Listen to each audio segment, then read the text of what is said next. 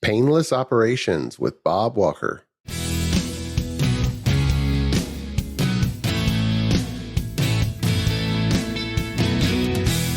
The Azure DevOps Podcast is a show for developers and DevOps professionals shipping software using Microsoft technologies. Each show brings you hard-hitting interviews with industry experts, innovating better methods, and sharing success stories. Listen on to learn how to increase quality, ship quickly, and operate well.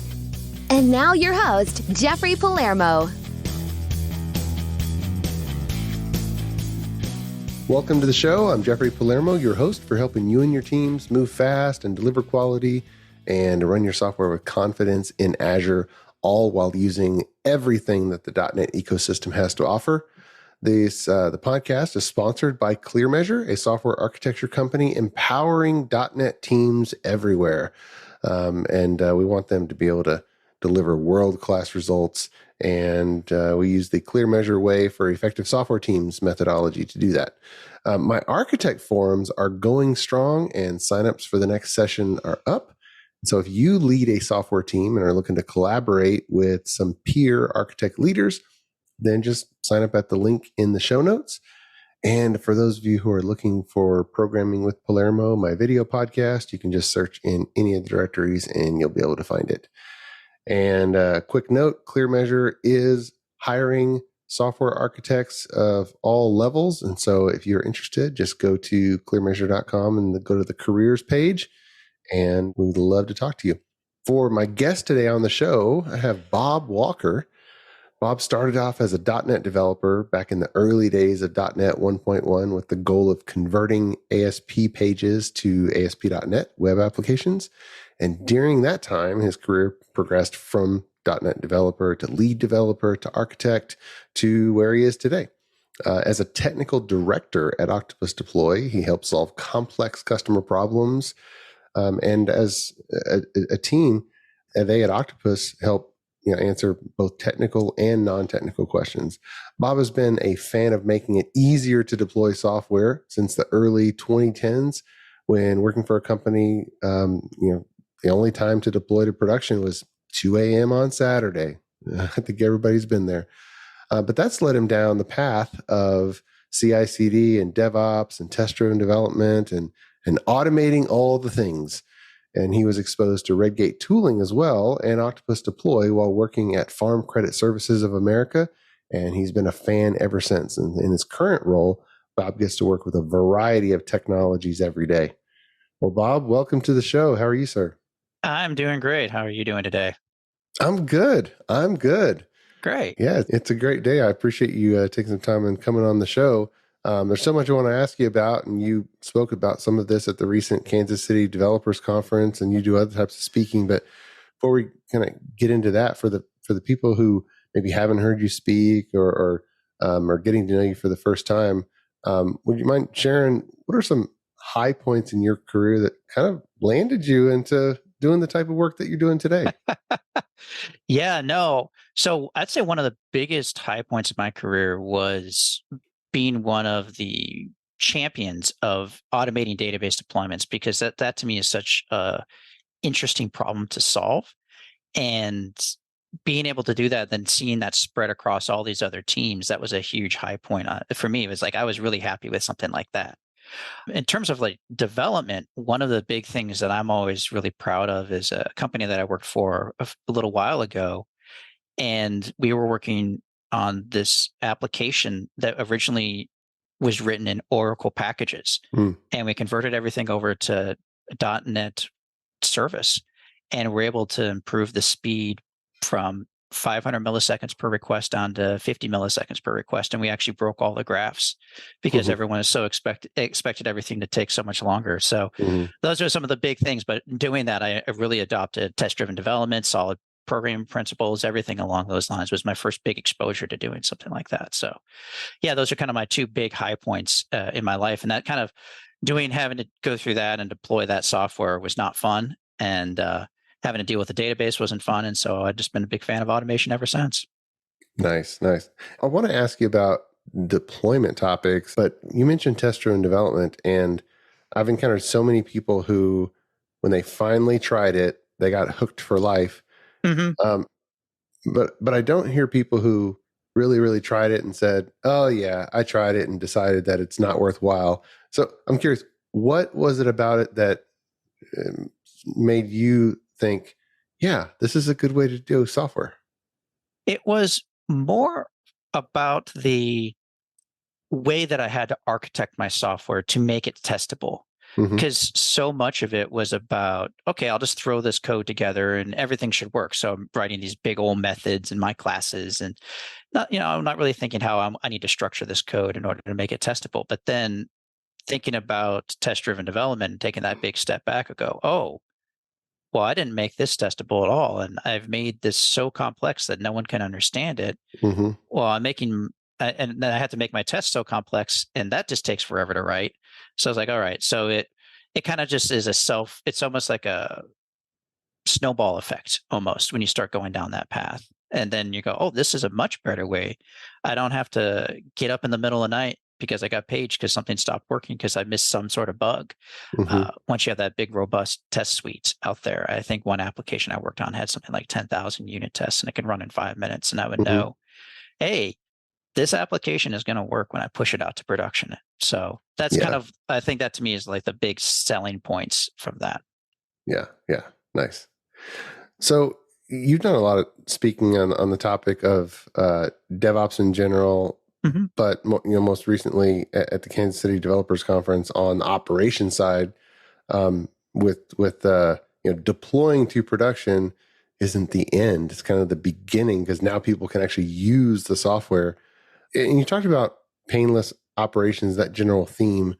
Are there just some rules of thumb that people really need to get right in order to make running their software system more painless? That's a good question. Couple of rules of thumb is make sure you have the appropriate monitoring in place to find any sort of issues and find little problems before they become catastrophic problems. I can think of a handful of times when, with the appropriate monitoring, we were able to detect small performance problems that slowly started ticking up and something that Mm-hmm. jumped from 50 milliseconds to 100 milliseconds. The average person's probably not going to notice that.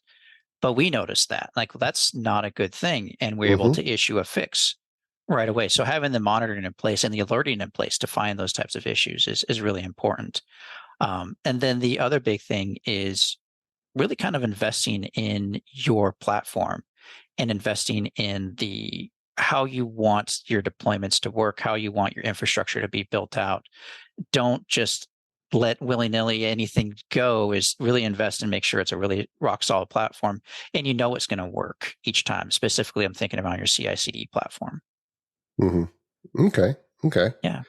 One of the sticky things, not only in deploying but also operating, tends not to be the web application or a backend service or online web services, but databases. Mm.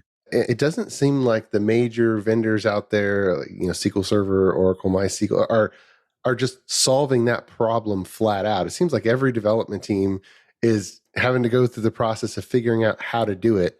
Is that problem solved and people just don't know what the solution is, or what's the status of that? I think the problem is solved and most people just don't realize there's a better way. You just get trapped into, I can open up SQL Management Studio and I can make the change in the UI and then happy days. I can just keep on doing that each time.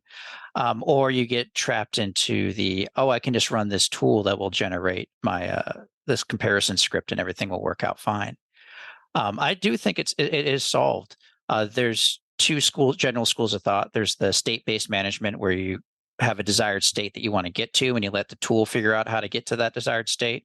Mm-hmm. And then you have the migration approach where you write those migration scripts, or you can have a tool write those migration scripts for you and you store that in source control. The big thing is you store your database schema in source control or your change scripts in source control, and then that's what gets pushed up along with it. And so there's a number of tools out there. There's the Liquibases, there's the Flyaways of the world that really help solve all these problems for you. I'm just surprised when I encounter people who are just like, yeah, the database bits, that's the DBA's problem to solve. We'll just kind of do our own thing. Or all I do is I'm sure you've encountered this as well, where they email the DBAs, hey, can you run this script for me? And the script is attached or something ridiculous like that. And like, that's just absolutely insane to me.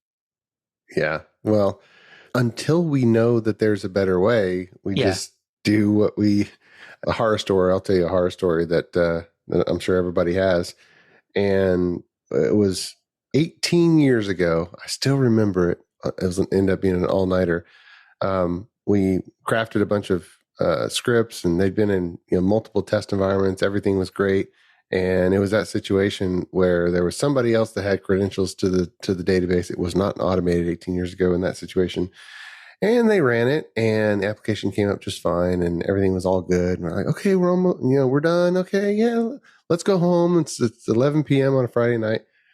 All right, and then he said, "Huh, that's weird," and that's what else. The hard drive space just started whittling away, going down, down, down, down.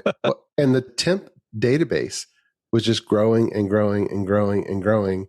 And it literally grew to take up every bit of free space until the operating system became unstable and the server just went away. Wow. Was it a whole bunch of CTEs? What was eating up that temp DB? Well, it turned out that in some of the test profiling and whatnot, SQL performance tuning wizard had suggested that we reorder a clustered index on a table. Well, guess what? That table in production was orders of magnitude larger than any of the test environments. And that was no good. And that raises an interesting point, is how do you get production like data down into your development and your testing environment so you don't encounter that issue when you go to production for the very first time? But then that raises the whole, how do you scrub the database? And that's, again, why you need automation for something like that to happen. Because like in today's age, not having a production like database to test against just seems baffling to me, because how else are you going to know your application's performance?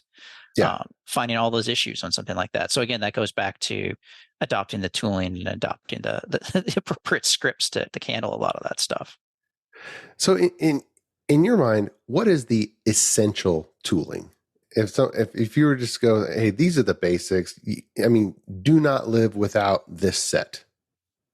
That's a good question. Are you talking just in the database side, or are you talking like the entire CI/CD pipeline? Yeah, your CI/CD pipeline. Yeah, obviously, yeah. Git, obviously, going to be the very first thing. Application, everything should be stored in source control. Distributed source control, I'm a big fan of, so that's why I naturally go to Git at the very beginning.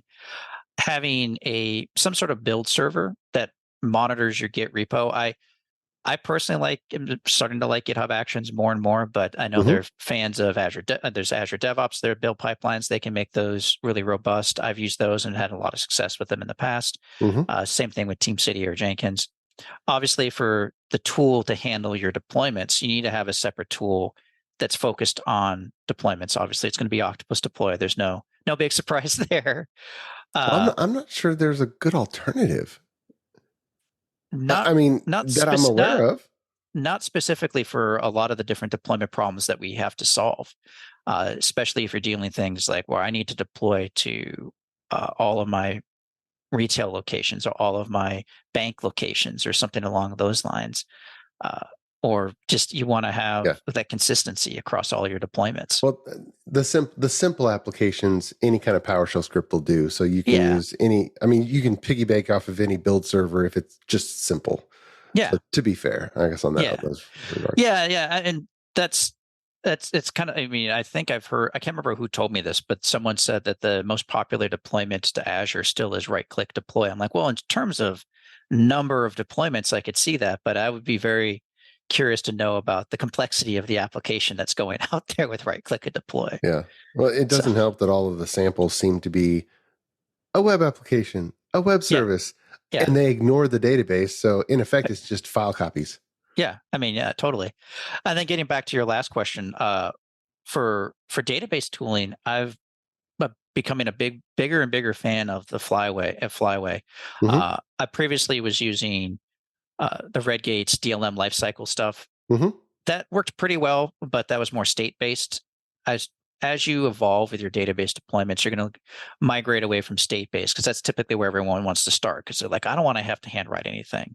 And then like, I need to be able to handwrite something. And so then they kind of migrate closer to the flyaway tooling. An alternative is obviously things like DBUp is another one that's out there. But yeah, anything that can manage your database deployments. But I think when you combine all of those tools together, you get a really powerful CI/CD pipeline that's going to handle almost anything you can throw at it. Okay. Many thanks to our podcast sponsor, ClearMeasure. ClearMeasure is a software architecture company that empowers clients' development teams to be self-sufficient, moving fast, delivering quality, and running their systems with confidence. Whether starting a new project or developing new technologies or techniques, ClearMeasure sets up your team to deliver world-class results. Learn more at www.clearmeasure.com. ClearMeasure, empowering software delivery. ClearMeasure is also happy to be a sponsor of the video podcast, Programming with Palermo. Watch, learn, and program alongside Chief Architect Jeffrey Palermo. Videos are added weekly and available on syndicated locations supporting video podcast or by visiting palermo.network. Tune in today. Back to operating the systems in production and making that painless. What are the critical ingredients there? You mentioned monitoring, but are there certain patterns or how? Because someone might say, "Oh yeah, our IT department has uptime monitoring, and they just ask us for the URL that we want monitored." For significant software systems, what do people need to do to adequately monitor those types of sophisticated software?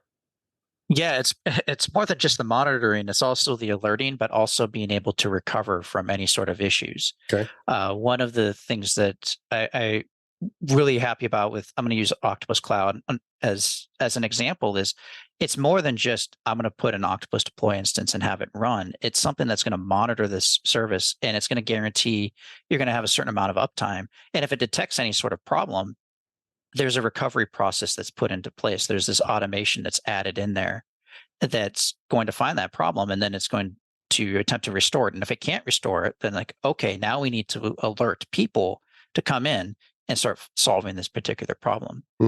But so that's part of it. But then there's also the ongoing maintenance that you need to make sure. So having the appropriate things for your file backups and being able to restore those file backups if you need to have something like that, or if you have a obviously with the database, making sure you have the appropriate database maintenance with that, so you can keep your database performance as well.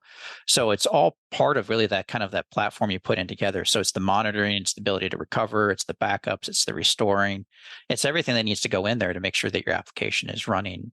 And you are only bothered when an important problem happens. So you automate away as much as you can on something like that.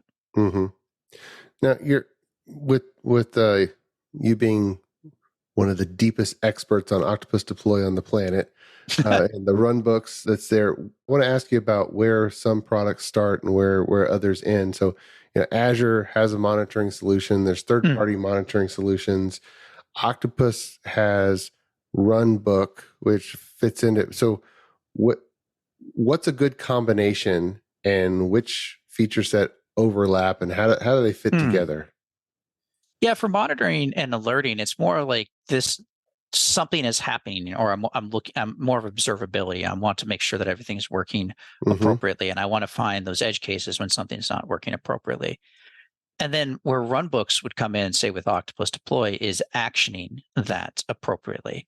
It's being able to call something or having something run on a schedule to respond to some sort of event or respond to some sort of manual intervention. I need to reboot this service. I need to make sure I take a backup of this particular application, or I need to have limited access to be able to do this one little thing on my system. Having some sort of tool in place that enables that, like I said, with those runbooks on something like that. With runbooks, I always look at them as, I said that earlier, is limited production access. Being able to perform some sort of action. If you think about, I want to be able to spin up and down Azure infrastructure, run an ARM template, run Terraform, whatever the case may be. Well, what's going to manage those credentials for you? Who has the permission to do that? Do you give people their own logins to Azure? With something like runbooks, you can abstract a lot of that away. And so you can enable that self-service so people can spin up and down that infrastructure where appropriate. So let's say someone's using Azure Monitor and they can go into the Azure portal or an ARM template and say, okay, when there's an exception, I want an alert. How does Octopus know that happened so that maybe some script that's underneath a runbook can execute? Yeah, on something like that, you would need to have that alerting system invoke our CLI to call out to the runbook and say, okay, when this event happens, I need you to do X. So then you can say, okay, I need you to call this runbook using the CLI, or you can use our API, whichever you prefer. If you enjoy writing PowerShell scripts, it's definitely for you. Yeah. And then call that out, and then it was going to perform that action. And you can also have your monitoring tool alert you, but you can also have Octopus Deploy alert you, say with Teams or an email or Slack or whatever notification system you prefer to go with. So, hey, I detected this problem. I've called this runbook. The runbook goes, yep, I've now recovered it. I've now recovered this for you, enabled this to work. Mm-hmm. Yeah, nice. Before we run out of time, I want to talk about something that when I talk to developers, some don't really know what it means, or they define it totally differently. And that is the term multi-tenancy and the various ways that it's used. And how does someone know if they have a software system that employs that concept, even if they haven't used the term before? And what are some of the best ways to think about it and practices that are useful if you have a software system that benefits from multi-tenancy? Yeah, that's a really good question. I've spent an abnormal amount of time first defining what is a tenant. And so I've come up with two ways to define if you have a tenant. It's I have a customer or I have a physical location. And I need to have some sort of way to isolate them or segregate them to prevent one customer from being able to see another customer's data, or one user being able to see another user's data. That's a bit much if you go down to the user level, but it's like I have a customer. Let's say we sell soft drink software. We have Coca-Cola, Dr. Pepper, and PepsiCo. I can guarantee that all three of them do not want their data to be intermingled with one another. So then you come down to, okay, how can we segregate this data? How can we have different versions of this application for something like that? Now, in terms of the different approaches, that there's really four different approaches that you can take, but it's really going to be, do I provide a SaaS software and I have to figure out how to isolate the data in my data center, or am I going to be deploying the software to my customers and they're going to self-host it in their data center and I have to manage something like that? Okay, so those are two. You mentioned four. Are the other three just so seldom used that it's not worth mentioning, or can we mention the other two that you're the other two of? are kind of like it's kind of a intermix between the two. Okay. So I'm a self-hosted, so I have a SaaS software, and then I have isolated databases per customer as opposed to one big shared database. And then the fourth one is kind of instead of an isolated database, it's more like I have an isolated schema per customer within the same database. I've worked on all four of those, and I can say the isolated schema is probably the worst idea of them all. It is so complex to manage, and you end up with all these dynamic queries in your code base that you're just like, oh my gosh, how do I handle all this? It's just wild when you have to manage that. So, gotcha. Yeah, I'm thinking of one of the early invisible multi-tenant applications was Salesforce.com, and you kind of could tell because based on who the customer was, you would have a slightly different URL because they would have, some number of production systems, and that production system could hold some number of customers on it. Yep. Yeah. And that's a case of I'm willing to bet a instance per customer. And we can even also see something similar with Service One and their developer instances that they give you. I don't know if you've ever experimented with the Service One at all. Not Service One. ServiceNow? It's ServiceNow. I'm sorry. Yeah, Service One is a home insurance that I use. Sorry. Okay. I just paid the bill. Hey. That's what's in my forefront. But yeah, ServiceNow, like every every developer can have their own developer instance. Mm-hmm. And if you don't use it, they just take it away. And Salesforce, I imagine, is very similar, where if you stop using it, they're just going to shut down that instance. Yeah. So they've isolated it down. So every customer, they get their own almost version of the application and probably own version of the database as well. Mm-hmm. Yeah.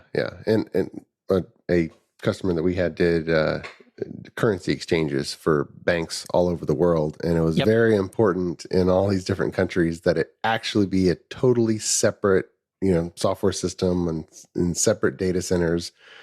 So even though it was the same version of the software and the database schema and everything, it just had many production environments. Yep. And so, that's generally the best way to avoid a number of common problems you'll see with multi-tenancy applications. If you opt for I want to have a shared application and a shared database where all the data of all the customers' data is intermingled with one another, you run into issues such as crosstalk, where one customer somehow can see another customer's data, or one customer's data gets written into another customer's data, and you just get this whole mess that you have to deal with. And so, that isolating things down like that, it makes a whole lot of sense. And we do the same thing with Octopus Cloud. There's one, everyone goes to their own unique URL, but behind the covers or under the covers, it's a unique instance. It's a unique database, that your own file storage you get. So I imagine a lot of these custom companies have kind of figured that out as well. Yeah. And it seems like there's so many flavors, but logically, if you have a different application instance, and logically you have a different database physically, cloud isn't totally physically, but runtime wise, you can have so many of those databases on the same database cluster, and you can have so many of those applications sharing a group of servers or cloud services. So you can kind of multiplex some of those. Even logically, you've completely put boundaries between the customers, right? Yeah, and this is one of the advantages of a tool like a platform such as Kubernetes, where every customer can get their own namespace, but you're sharing the Kubernetes cluster. I think each, one of our clusters, I think maybe has 5 nodes on it total. But it could be hosting hundreds upon hundreds of different instances. So you kind of get that benefit of economics of scale on something like that. But again, everyone's isolated down, and they get, from all intents and purposes, they have almost their own little cloud inside of a Kubernetes cluster or something like that. Yeah. A little sandbox, I guess. It just occurred to me, I want to see if I'm thinking of it the right way, that if you have multiple customers who are using a piece of software that you are running, not multiple users, but multiple customers, each group of which don't care about the others, totally multiple customers, you're going to have to manage that complexity somewhere. And then it's just a decision. Am I going to manage it in the C# and the queries that developers write? Or am I going to manage it in how I configure runtime environments? You're 100% right. And it's funny, I just wrote up and finished up an article that's going to be popping up on our blog pretty soon about that very same topic. The question is, where do you want to manage that complexity? Do you want to manage it in your application source code, or do you want to manage it in how you deploy?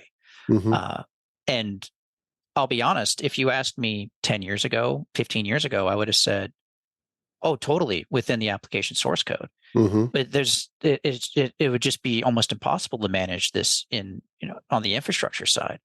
But now, with all the tools that are available to us, with the different platforms, the Azures of the world, the Kubernetes of the world, the automation that you get from deployment tools, it just doesn't make sense anymore. It's like, no, I'm going to remove all that complexity and all that extra work I have to go in and write all these extra where clauses, and make sure I have everything appropriately tested to make sure that these users can't see each other's data.